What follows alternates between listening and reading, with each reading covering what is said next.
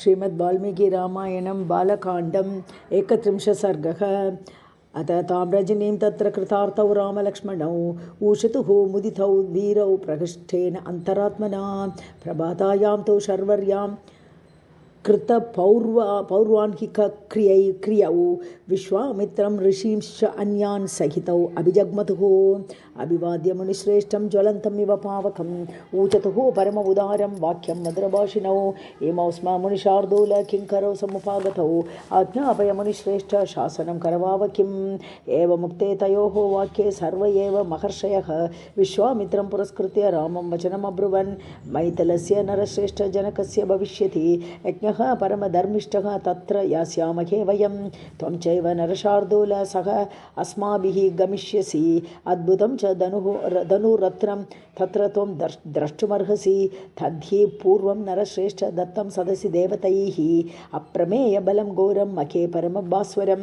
न अस्या देवा न गन्धर्वा न असुरा न च राक्षसाः कर्तुमारोपणं शक्ताः न कथञ्चन मानुषाः। धनुषस्तस्य वीर्यं हि जिज्ञासन्तः महीक्षितः न शेकुः आरोपयितुं राजपुत्राः महाबलाः। तद्धनुः नरशार्दूल मैथिलस्य महात्मनः तत्र द्रक्ष्यसि काकुत्स्थ यज्ञं च परम अद्भुतं। तद्धि यज्ञफलं तेन मैथिलेन उत्तमं धनुः याचितं नरशार्दूल सुनाभं सर्वदैवतैः। आयागभूतं नृपतेः तस्य वैश्मनी राघव अर्चितं विविधैः गन्धैः धूपैः च अगरुगन्धिभिः। एवमुक्त्वा मणिवरः प्रस्थानमकरोत् तदा स ऋषिसङ्गः स काकुत्स्थ आमन्त्र्य वनदेवताः। स्वस्ति वो अस्तु गमिष्यति सिद्धाश्रमात् अहम् उत्तरे जाह्नवीतीरे हिमवन्तं शिलोच्छयम्। इत्युक्ता मुनिशार्दूलः कौशिकः च स तपोधनः उत्तरां दिशमुद्दिश्य प्रस्थातुम् उपचक्रमे। तं व्रजन्तं मुनिवरम् अन्वगात् अनुसारिणां शकटिशतमात्रं तु प्रयाणे ब्रह्मवादिनां मृगपक्षिगणाश्चैव सिद्धाश्रमनिवासिनः अनुजग्मुः महात्मानं विश्वामित्रं तपोधनं निवर्तयामास। ततः स ऋषिसङ्गः स पक्षिणः ते गत्वा दूरमध्वानं लम्बमाने दिवाकरे वासं चक्रुः मुनिगणाः शोणाकूले समाहिताः। ते अस्तं गते दिनकरे स्नात्वा कुतकुताशनाः। विश्वामित्रं पुरस्कृत्य निषेधुः अमितवोजसः रामः अपि सह सौमित्रिः मुनींस्तान् अभिपूज्य च अग्रतः निशशाद। अथ विश्वामित्रस्य धीमतः अथ रामो महातेजा विश्वामित्रं तपोधनं पप्रच्छ मुनिशार्दूलं कौतूहलसमन्वितं भगवान् को नु अयं देशः समृद्धवनशोभितः शोधुमिच्छामि भद्रं ते वक्तुमर्हति तत्त्वतः। नोदितः रामवाक्येन कथयामास सुव्रतः तस्य देशस्य निखिलं ऋषिमध्ये महातपाः। इति श्रीमद्रामायणे वाल्मीकि आदिकाव्ये बालकाण्डे 31 सर्गः। सीतारामाभ्यां नमः। 32 सर्गः। ब्रह्मयोनिः महानासीत् कुशः नाम महातपाः अक्लिष्टव्रतधर्मज्ञः सज्जनप्रतिपूजकः स महात्मा कुलीनायां युक्तायां सुमहाबलान् वैदर्भ्यां जनयामास चतुरः सदृशान् सुतान् कुशाम्बं कुशनाभं च असूर्तरजसं वसुं दीप्तियुक्तान् महा उत्साहान् क्षत्रधर्मचिकीर्षया।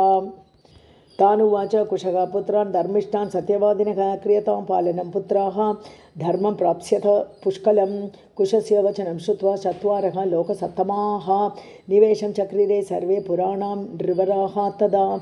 कुशाम्बः तु महातेजाः कौशाम्बी मकरोत्पुरीं कुशनाभस्तु धर्मात्मा पुरं चक्रे महोदयम्। आसूर्तरजसः नाम धर्म अरण्यं महामतिः चक्रे पुरवरं राजा वसुनाम गिरिव्रजं। येषा वसुमती नाम वसोः तस्य महात्मनः। एते शैलवराः पञ्च प्रकाशन्ते समन्ततः। सुमागधी नदी रम्या मागधान् विश्रुता आययौ। पञ्चानां शैलमुख्यानां मध्ये माला इव शोभते। सा एषा हि मागधीराम वसोः तस्य महात्मनः। पूर्व अभिचरिता रामशुक्षेत्रा सस्यमालिनी कुशनाभः तो राजर्षिः कन्याशतम् अनुत्तमं जनयामास धर्मात्मा घृताच्यां रघुनन्दन तास्तु यौवनशालिन्यः रूपवत्यः सुअलङ्कृताः उद्यानभूमिम् आगम्य प्रावृषीव शतह्रदाः गायन्त्यः नृत्यमानाश्च वादयन्त्यः तु राघव आमोदं परमं जग्मुः वराभरणभूषिताः अथ ताः चारु सर्वाङ्ग्यः रूपेण अप्रतिमा भुवि उद्यानभूमिमागम्य तारा इव घनान्तरे ताः सर्वाः गुणसम्पन्नाः रूपयौवनसंयुताः दृष्ट्वा सर्वात्मकः वायुः इदं वचनमब्रवीत् अहं वः कामये सर्वाः भार्या मम भविष्यत मानुषस्त्यज्यतां भावः दीर्घमायुः अवाप्स्यत चलं हि यौवनं नित्यं मानुषेषु विशेषतः अक्षयं यौवनं प्राप्ताः अमर्यश्च भविष्यत तस्य तद्वचनं श्रुत्वा वायोः अक्लिष्टकर्मणः उपहास्य ततो वाक्यं कन्या शतमत अब्रवीत् अन्तश्चरसि भूतानां सर्वेषां सुरसप्तम प्रभावज्ञाः च ते सर्वाः किमर्थम् अवमन्यसे कुशनाभसुतादेव समस्ताः सुरसप्तम स्थानाच्छावितं चावयितुं देवं रक्षाम् अस्तु तपो वयं बाभूत् स कालः दुर्मेधः पितरं सत्यवादिनम् अवमन्य स्वधर्मेण स्वयं वरम् उपास्महे पिता हि प्रभुः अस्माकं दैवतं परमं च सः यस्य नो दास्यति पिता स नः भर्ता भविष्यति यस्य नः दास्यति पिता स नः भर्ता भविष्यति तासां तु वचनं श्रुत्वा हरिः परमकोपनः प्रविश्य सर्वगात्राणि भवञ्ज भगवान् प्रभुः अरत्निमात्रा कृतयः भग्नगात्राः भयार्दिताः ताः कन्याः वायुना भग्नाः विविशुः नृपतेः गृहं प्रविश्य च सुसम्भ्रान्ताः स लज्जाः स अस्रलोचनाः स च ता दयिताः भग्नाः कन्याः परमशोभनाः दृष्ट्वा दीनाः तदा राजा सम्भ्रान्त इदमब्रवीत् किमिदं कथ्यतां पुत्र्यः कः धर्मम् अवमन्यते कुब्जाः केन कृताः सर्वाः चेष्टन्त्यः न अभिभाषत एवं राजा विनिश्वस्य समाधिं संददते ततः इति श्रीमद्रामायणे वाल्मीकि आदिकाव्ये बालकाण्डे 32 सर्गः सीतारामाभ्यां नमः 33 सर्गः तस्य तद्वचनं श्रुत्वा कुशनाभस्य धीमतः शिरोभिश्चरणौ स्पृष्ट्वा कन्या शतम् अभाषत वायुः सर्वात्मकः राजन् प्रदर्शयितुम् इच्छति अशुभं मार्गमास्ताय न धर्मं प्रति अवेक्षते पितृमत्यः स्म भद्रं ते स्वच्छन्दे न वयं स्थिताः पितरं नः वृणीष्व त्वं यदि नः दास्यते तव तेन पाप अनुबद्धेन वचनं न प्रतीच्छता एवं ब्रुवन्त्यः सर्वाः स्म वायुना अभिहता वृषं तासां तु वचनं श्रुत्वा राजा परमधार्मिकः प्रत्युवाच महातेजाः कन्याशतम् अनुत्तमं क्षान्तं क्षमावतां पुत्र्यः कर्तव्यं सुमहत्कृतम् एकमत्यम् उपागम्य कुलं च अवेक्षितं मम अलङ्कारो हि नारीणां क्षमा तु पुरुषस्य वा दुष्करं तच्च वैक्षान्तं त्रिदशेषु विशेषतः यादृशी वः क्षमा पुत्र्यः सर्वासाम् अवशेषतः क्षमादानं क्षमा सत्यं क्षमा यज्ञाश्च पुत्रिकाः क्षमा यशः क्षमा धर्मः क्षमायां विष्ठितं जगत् विसृज्य कन्याः काकुस्थ राजा त्रिदश विक्रमः मन्त्रज्ञः मन्त्रयामास प्रधानं सह मन्त्रिभिः देशे काले च कर्तव्यं सदृशे प्रतिपादनं एतस्मिन्नेव काले तु चूली नाम महादितिः ऊर्ध्वरेताः शुभाचारः बाह्यं तप उपागमत् तपस्यन्तं ऋषिं तत्र गन्धर्वी पर्युपासते सोमदा नाम भद्रं ते ऊर्मिला तनया तदा सा च तं प्रणता भूत्वा शुश्रूषणपरायणा उवास काले धर्मिष्ठा तस्याः तुष्टः अभवद्गुरुः स च तां काले योगेन प्रोवाच रघुनन्दन परितुष्टो अस्मि भद्रं ते किं करोमि तव प्रियं परितुष्टिं मुनिं ज्ञात्वा गन्धर्वी मधुरस्वरम् उवाच परमप्रीता वाक्यङ्का वाक्यकोविदं लक्ष्म्या सम् उदितः ब्रह्म्या ब्रह्मभूतः महातपाः ब्राह्मणे तपसा युक्तं पुत्रमिच्छामि धार्मिकम् अपतिश्च अस्मि भद्रं ते भार्या च अस्मि न कस्यचित् ब्राह्मण उपगतायाश्च दातुमर्हसि मे सुतं तस्याः प्रसन्नः ब्रह्मर्षिः ददौ ब्राह्मम् अनुत्तमं ब्रह्मदत्त इति ख्यातं मानसं चूलिनः सुतं स राजा ब्रह्मदत्तः तु पुरीम् अध्यवसत् तदा काम्पिल्यां परया लक्ष्म्या देवराजः यथा दिवं स बुद्धिं कृतवान् राजा कुशनाभः सुधार्मिकः ब्रह्मदत्ताय काकुस्थ दातुं कन्याशतं तदा तम् आहूय महातेजा ब्रह्मदत्तं महीपतिः ददौ कन्याशतं राजा सुप्रीतेन अन्तरात्मना यथाक्रमं तदा पाणिं जग्राह रघुनन्दन ब्रह्मदत्तः महीपालः तासां देवपतिः यथा स्पृष्टमात्रे तदा पाणो विकुब्जा विगतज्वराः युक्तं परमया लक्ष्म्या बभौ कन्याशतं तदा स दृष्ट्वा वायुना मुक्ताः कुशनाभः महीपतिः बभूव परमप्रीतः हर्षं लेभे पुनः पुनः कृत उद्वाहं तु राजानं ब्रह्मदत्तं महीपतिं स दारं प्रेषयामास स उपाध्याय गणं तदा सोमदा अपि सुतं दृष्ट्वा पुत्रस्य सदृशीं क्रियां यथा न्यायं च गन्धर्वी स्नुषाः ताः प्रत्यनन्दत स्पृष्ट्वा च ताः कन्याः कुशनाभं प्रशस्य च। इतिहासे श्रीमद्रामायणे वाल्मीकि आदिकाव्ये बालकाण्डे 33 सर्गः। सीतारामाभ्यां नमः। 34 सर्गः। कृत उद्वाहे गते तस्मिन् ब्रह्मदत्ते च राघव अपुत्रः पुत्रलाभाय पौत्रीमिष्टम् अकल्पयत्। इष्ट्यां तु वर्तमानायां कुशनाभं महीपतिम् उवाच परम उदारः कुशः ब्रह्मसुतः तदा पुत्रस्ते सदृशः पुत्र भविष्यति सुधार्मिकः गादिं प्राप्स्यसि तेन त्वं कीर्तिं लोके च शाश्वतीम् एवमुक्त्वा कुशः राम कुशनाभं महीपतिं जगाम आकाशमाविश्य ब्रह्मलोकं सनातनं कस्यचित्तु अथ कालस्य कुशनाभस्य धीमतः जज्ञे परमधर्मिष्ठः गादिः इत्येव नामतः स पिता मम काकुस्थ गादिः परमधार्मिकः कुशवंशप्रसूतो अस्मि कौशिकः रघुनन्दन पूर्वजा भगिनी चापि मम राघव सुव्रता नाम्ना सत्यवती राम ऋचिके प्रतिपादिता स शरीरागता स्वर्गं वर्तारमनुवर्तिनी कौशिकी परम उदारा प्रवृत्ता च महानदी दिव्या पुण्य उदका रम्या हिमवन्तम् उपाशिता लोकस्य हितकार्यार्थं प्रवृत्ता भगिनी मम ततो अहं हिमवत्पार्श्वे वसामि नियतः सुखं भगिन्यां स्नेहसंयुक्तः कौशिक्यां रघुनन्दन सा तु सत्यवती पुण्या सत्ये धर्मे प्रतिष्ठिता पतिव्रता महाभागा कौशिकी सरिताम्बरा अहं हि नियमात् राम हित्वा तां समुपागतः सिद्धाश्रमम् अनुप्राप्तः सिद्धो अस्मि तव तेजसा एषा राम मम उत्पत्तिः स्वस्य वंशस्य कीर्तिता देशस्य हि महाबाहो यन्मां त्वं परिपृच्छसि गतो अर्धरात्रः काकुस्थ कथाः कथयतः मम निद्रामभ्येहि भद्रं ते मा भूत् विघ्नः अध्वनि इह नः निष्पन्दाः तरवः सर्वे निलीना मृगपक्षिणः नैषेन तमसा व्याप्ताः दिशश्च रघुनन्दन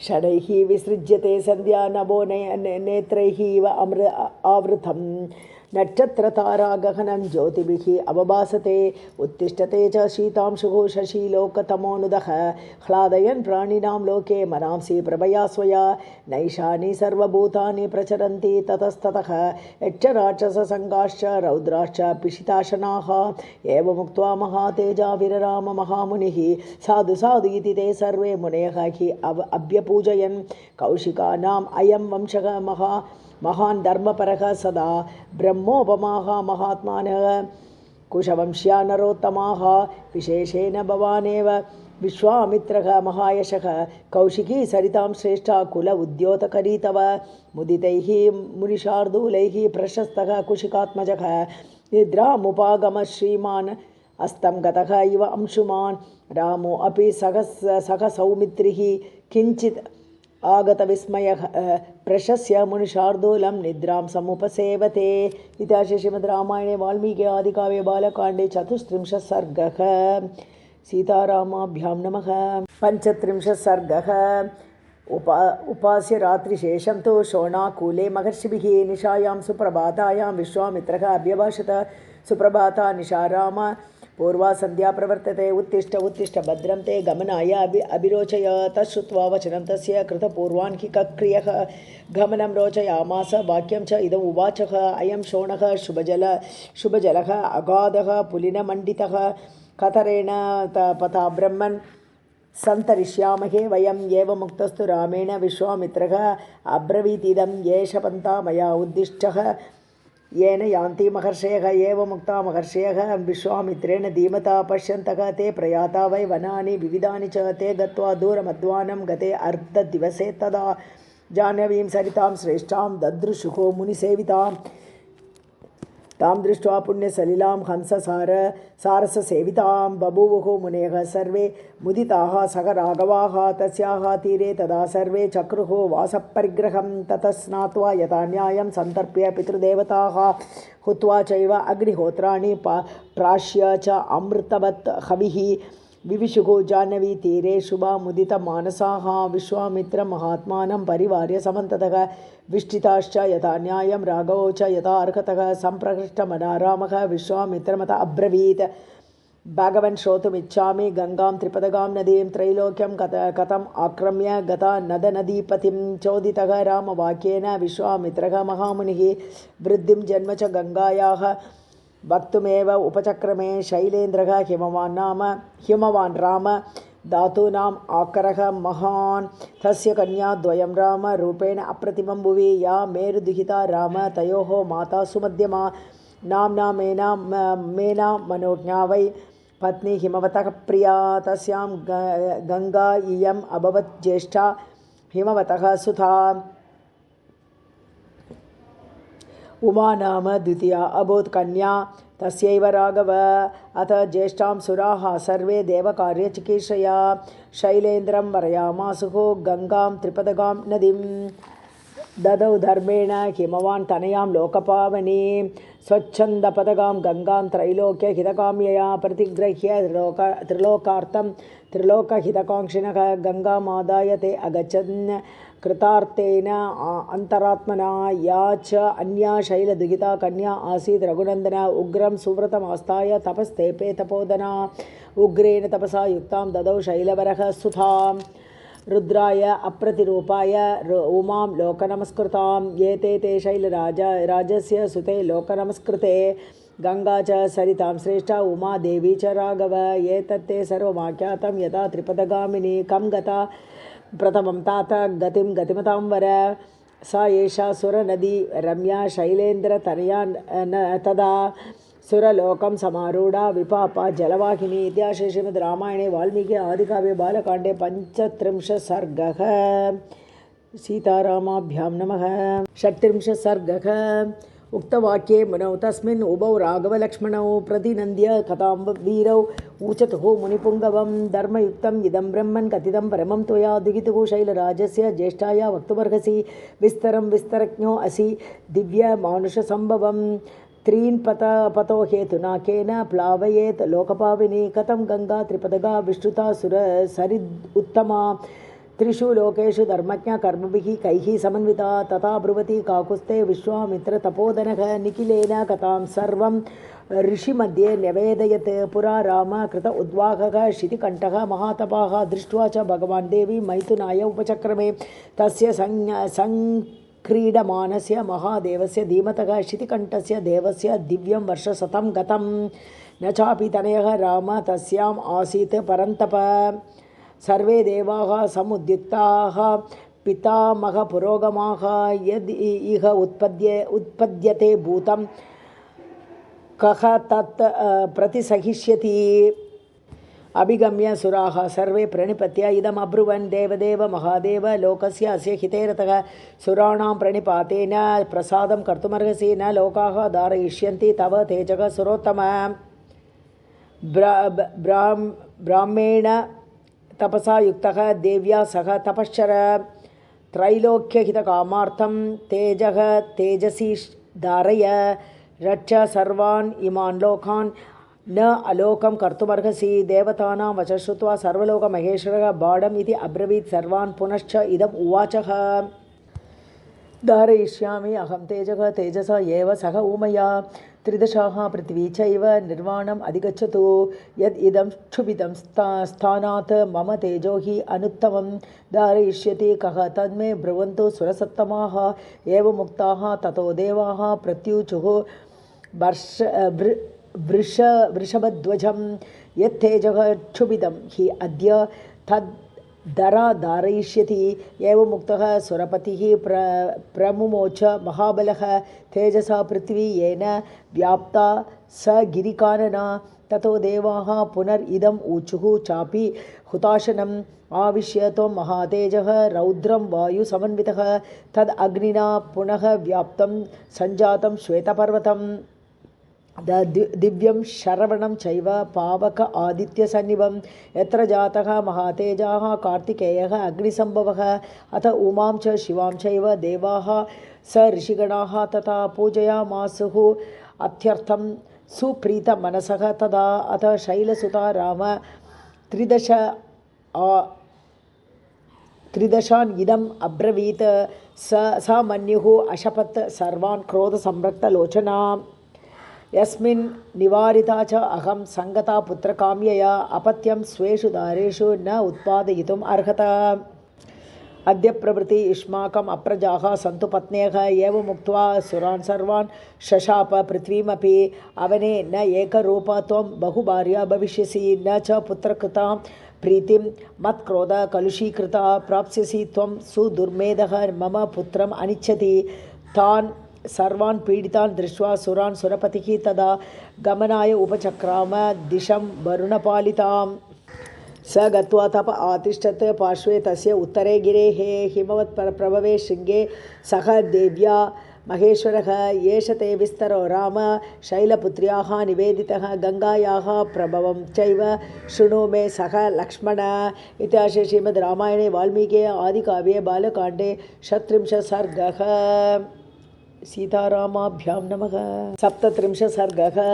तप्यमाने तदा देवे स इन्द्राः स अग्निपुरोगमाः सेनापतिम् अभिप्सन्तः पितामहम् उपागमन्। ततो अब्रुवन् सुराः सर्वे भगवन्तं पितामहं प्रणिपत्य सुरा राम स इन्द्राः स अग्निपुरोगमाः येन सेनापतिः देवदत्तः भगवता पुरा स तपः परमास्ताय तप्यते स्म सह उमया।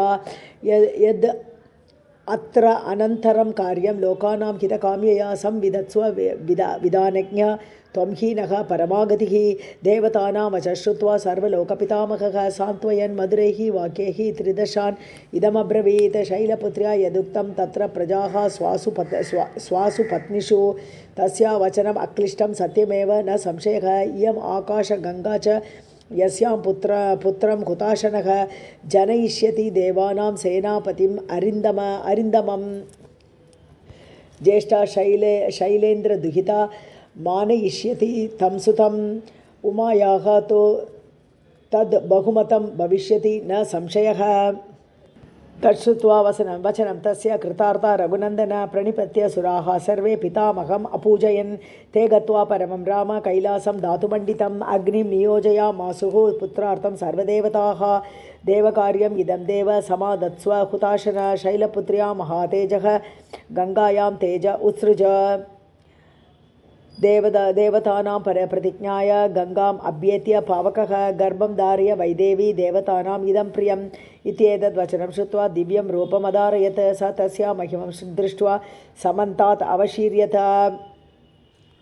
समन्ततः तदा देवीम् अभ्यषिञ्चत् पावकः। सर्वस्रोतांसि पूर्णानि गङ्गाया रघुनन्दन तम् उवाच। ततो गङ्गा सर्वदेवपुरोगमम् अशक्ताधारणे देव तेजः तव समुद्धतं दह्यमाना अग्निना तेन प्रव्यथितचेतना। अथ अब्रवीत् इदं गङ्गां सर्वदेव हुताशनः। इह हैमवते पार्श्वे गर्भो अयं सन्निवेश्यतां। श्रुत्वा तु अग्निवचः गङ्गा तं गर्भम् अतिभास्वरम् उत्ससर्ज। महातेजाः स्रोतोभ्यः हि तदा अनग। यदस्याः निर्गतं तस्मात् तप्तजाम्बूनदप्रभं काञ्चनं धरणीं प्राप्तं हिरण्यम् अतुलप्रभं ताम्रं कार्ष्ण आयासं चैव तैच्छन्यात् एव अभिजायत। मलं तस्य अभवत् तत्र त्रपु सीसीकमेव च। तद् एतद्धरणीं प्राप्य नाना धातुः अवर्धत। निक्षिप्तमात्रे गर्भं तु तेजोभिः अभिरञ्जितं सर्वं पर्वतसन्नद्धं सौवर्णम् अभवत्वनं जातरूपम् इति ख्यातं। तदा प्रभृतिरागव सुवर्णं पुरुषव्याघ्र हुताशनसमप्रभं तृणवृक्षलतागुल्मं सर्वं भवति काञ्चनं तं कुमारं ततो जातं स इन्द्राः सह मरुद्गणाः क्षीरसम्भावनार्थाय कृत्तिकाः समयोजयन् ताः क्षीरं जातमात्रस्य कृत्वा समयम् उत्तमं ददुः पुत्रो अयम् अस्माकं सर्वासाम् इति निश्चिताः। ततः तु देवताः सर्वाः कार्तिकेय इति ब्रुवन् पुत्रः त्रैलोक्यविख्यातः भविष्यति न संशयः। तेषां तद्वचनं श्रुत्वा स्कन्नं गर्भपरिस्रवे स्नापयन् परया लक्ष्म्या दीप्यमानं यथा अनिलं स्कन्द इति अब्रुवन् देवाः स्कन्नं गर्भपरिस्रवे। कार्तिकेयं महाभागुं काकुस्थज्वलनोपमं प्रादुर्भूतं ततः क्षीरं कृत्तिकानाम् अनुत्तमं षडाननः भूत्वा जग्राह स्तनजं पयः गृहीत्वा क्षीरम् एक अह्ना सुकुमारवपुः तदा अजयत् स्वेन वीर्येण दैत्यसैन्यगणान् विभुः सुरसेनागणपतिम् अभ्यषिञ्चत् महाद्युतिं। ततस्तम् अमराः सर्वे समेत्य अग्निपुरोगमाः। एष ते राम गङ्गायाः विस्तरः अभिहितो मया कुमारसम्भवश्चैव धन्य पुण्यः तथैव च भक्तश्च यः कार्तिकेये काकुस्थ भुवि मानवः आयुष्मान् पुत्रपौत्रैश्च स्कन्दसालोक्यतां व्रजेत्। इतिहासे श्रीमद्रामायणे वाल्मीकि आदिकाव्ये बालकाण्डे 37 सर्गः। सीतारामाभ्यां नमः। 38 सर्गः। तां कथां कौशिकः रामे निवेद्य मधुराक्षरां पुनरेव अपरं वाक्यं काकुस्थमिदमब्रवीत्। अयोध्याधिपतिः वीर पूर्वमासीत् नराधिपः सगरो नाम धर्मात्मा प्रजाकामः स च अप्रजः वैदर्भदुहिता राम केशिनी नामतः ज्येष्ठा सगरपत्नी सा धर्मिष्ठा सत्यवादिनी अरिष्टनेमेः दुहिता सुपर्णभगिनी तु सा द्वितीया सगरस्य आसीत् पत्नी सुमतिसंज्ञिता। ताभ्यां सह महाराजः पत्नीभ्यां तप्तवान् तपः हिमवन्तं समासाद्य भृगुप्रस्रवणे गिरौ। अथ वर्षशते पूर्णे तपसा आराधितः मुनिः सगरस्य वरं प्रादात् भृगुः सत्यवताम्बरः अपत्यलाभः सुमहान् भविष्यति तव अनघ कीर्तिं च अप्रतिमां लोके प्राप्स्यसे पुरुषर्षभ। एका जनयिता तात पुत्रं वंशकरं तव षष्ठीं पुत्रसहस्राणि अपरा जनयिष्यति भाषमाणं महात्मानं राजपुत्र्ये प्रसादितम्। ऊचतुः परमप्रीते कृताञ्जलिपुटे तथा एककन्यासुतः ब्रह्मन् का बहून् जनयिष्यति श्रोतुमिच्छावहे ब्रह्मन् सत्यमस्तु वचस्तव। तयोः तद्वचनं श्रुत्वा भृगुः परमधार्मिकः उवाच परमां वाणीं स्वच्छन्दो अत्र विधीयताम्। एकः वंशकरः वा अस्तु बहवो वा महाबलाः कीर्तिमन्तः महा उत्साहाः का वा कं वरम् इच्छति। मुनेः तु वचनं श्रुत्वा केशिनी रघुनन्दन पुत्रं वंशकरं राम जग्राह नृपसन्निधौ। षष्ठीं पुत्रसहस्राणि सुवर्णभगिनी तदा महा उत्साहान् कीर्तिमतः जग्राह सुमतिः सुतान् प्रदक्षिणं ऋषिं कृत्वा शिरसा अभिप्रणम्य तं जगाम स्वपुरं राजा स भार्यः रघुनन्दन। अथ काले गते तस्य ज्येष्ठा पुत्रं व्यजायत। असमञ्ज इति ख्यातं केशिनी सगरात्मजं सुमतिः तु नरव्याघ्र गर्भतुम्बं व्यजायत। षष्ठीपुत्रसहस्राणि तुम्बभेदात् विनिसृताः घृतपूर्णेषु कुम्भेषु दात्र्यः तान् सम् अवर्धयन् कालेन महता सर्वे यौवनं प्रतिपेदिरे। अथ दीर्घेण कालेन रूपयौवनशालिनः षष्ठिः पुत्रसहस्राणि सगरस्य अभवन् तदा स च ज्येष्ठः नरश्रेष्ठ सगरस्य आत्मसम्भवः।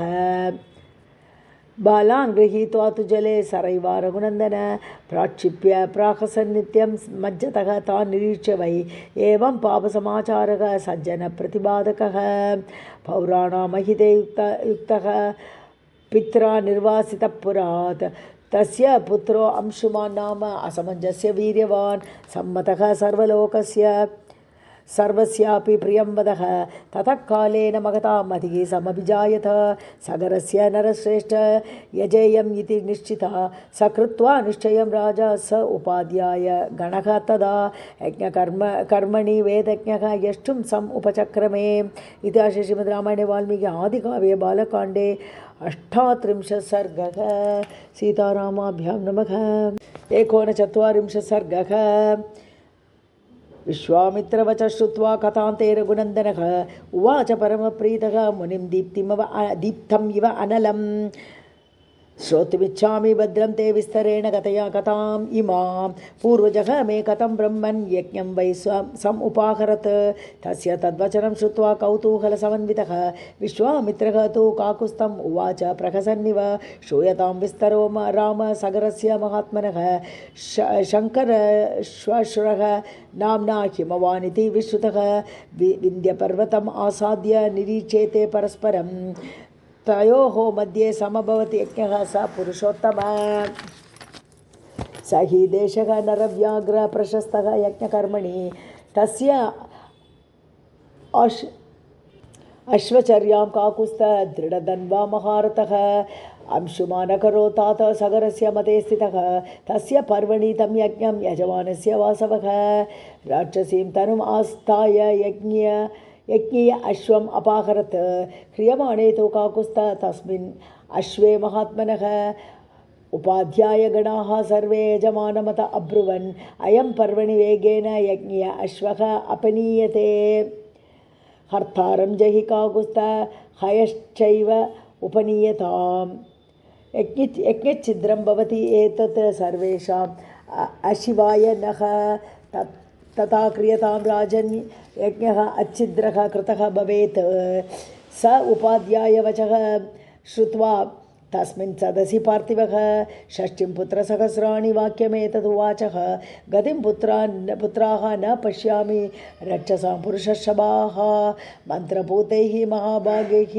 आस्थितः हि महाक्रतुः तद्गच्छत विचिन्वध्वं पुत्रकाः भद्रमस्तु वः समुद्रमालिनीं सर्वां पृथिवीम् अनुगच्छत एकं योजनं पुत्रा विस्तारम् अभिगच्छत यावत् तुरगसन्दर्शः तावत् कनतमेदिनी तमेव हयहर्तारं मार्गमाण मा आज्ञया दीक्षितः पौत्रसहितः स उपाध्याय गणः तु अहम् इह स्थास्यामि भद्रं वः यावत् तुरगदर्शनम् ते सर्वे हृष्टमनसः राजपुत्रा महाबलाः जग्मुः महीतलं राम पितुर्वचनयन्त्रिताः गत्वा तु पृथ्वीं सर्वाम् अदृष्ट्वा तं महाबलाः योजनायाम् अविस्तारम् एकः धरणीतलं विविधुः पुरुषव्याघ्राः वज्रस्पर्शसमैः भुजैः शूलैः अशनिकल्पैश्च हलैश्चापि सुदारुणैः विद्यमाना वस्मती ननाद रघुनन्दन नागानां वद्यमानानाम् असुराणां च राघव राक्षसानां दुरादर्शं सत्त्वानां निनदः अभवत् योजनानां सहस्राणि पुष्टिं तु रघुनन्दन विविधुः धरणीं राम रसातलम् अनुत्तमम् एवं पर्वतसम्पादं जम्बूद्वीपं नृपात्मजाः कनन्तः नृपशार्दूल सर्वतः परिचक्रमुः ततो देवाः सगन्धर्वाः स असुराः सगपन्नगाः सम्भ्रान्तमनसः सर्वे पितामहम् उपागमन् ते प्रसाद्य महात्मानं विष्णुवदनाः तदा ऊचुः परमतः संत्रस्ताः पितामहम् इदं वचः भगवन् पृथ्वी सर्वा कन्यते सगरात्मजैः भगवश्च महात्मानः वद्यन्ते जलचारिणः अयं यज्ञहरः अस्माकम् अनेन अश्वो अपनीयते इति ते सर्वभूतानि हिंसन्ति सगरात्मजाः इति श्रीमद्रामायणे वाल्मीकि आदिकाव्ये बालकाण्डे 39 सर्गः। श्री सीतारामाभ्यां नमः। अथ 40 सर्गः।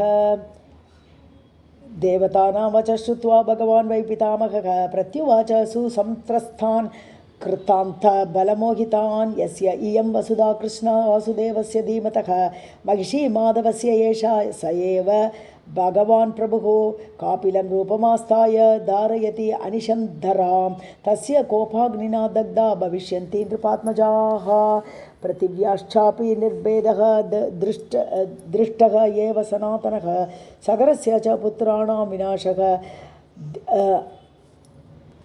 अदीर्घदर्शिनां पितामहवचः श्रुत्वा 33 अरिन्दमाः सगरस्य च पुत्राणां प्रादुरासीत् महास्वनः पृथिव्यां विद्यमानायां निर्घातसमनिस्वनः ततो भित्त्वा महीं सर्वां कृत्वा चापि प्रदक्षिणं सहिताः सागराः सर्वे पितरं वाक्यम् अब्रुवन् परिक्रान्ता मही सर्वा सत्त्ववन्तश्च सूदिताः देवदानवरक्षांसि पिशाच उरगपन्नगाः न च पश्यामहे अश्वं ते अश्वहर्तारमेव च किं करिष्याम भद्रं ते बुद्धिः अत्र विचार्यता तेषां तद्वचनं श्रुत्वा पुत्राणां राजसत्तमः स मन्युः अब्रवीत् वाक्यं सगरो रघुनन्दनः भूयः कनत भद्रं वः बिभेत वसुधातलम् अश्वहर्तारमासाद्य कृतार्थाश्च निवर्तत पितुर्वचनमासाद्य सगरस्य महात्मनः षष्टिपुत्रसहस्राणि रसातलमभिद्रवन्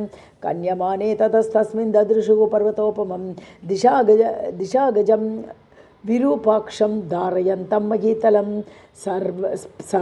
स पर्वतवनां कृष्णां पृथिवीं रघुनन्दन धारयामासु शिरसा विरूपाक्षः महागजः यदा पर्वणि काकुस्थ विश्रमार्थं महागजः खेदात् चालयते शीर्षं भूमिकम्पः तदा भवेत् ते तं प्रदक्षिणं कृत्वा दिशापालं महागजं मानयन्तः हि ते राम जग्मुः भित्त्वा रसातलं ततः पूर्वां दिशं भित्त्वा दक्षिणां विविधुः पुनः दक्षिणस्याम् अपि दिशि ददृशुः ते महागजं महापद्मं महात्मानं सुमहत् पर्वतोपमं शिरसा धारयन्तं गां विस्मयं जग्मुः उत्तमं ते तं प्रदक्षिणं कृत्वा सगरस्य महात्मनः षष्टिपुत्रसहस्राणि पश्चिमां विविधुः दिशं पश्चिमायामपि दिशि महान्तम् अचलोपमं दिशागजं सौमनसं ददृशुस्ते महाबलाः ते तं प्रदक्षिणं कृत्वा पृष्ट्वा चापि निरामयं कनन्तः समुपाक्रान्ताः दिशं सोमवतीं तदा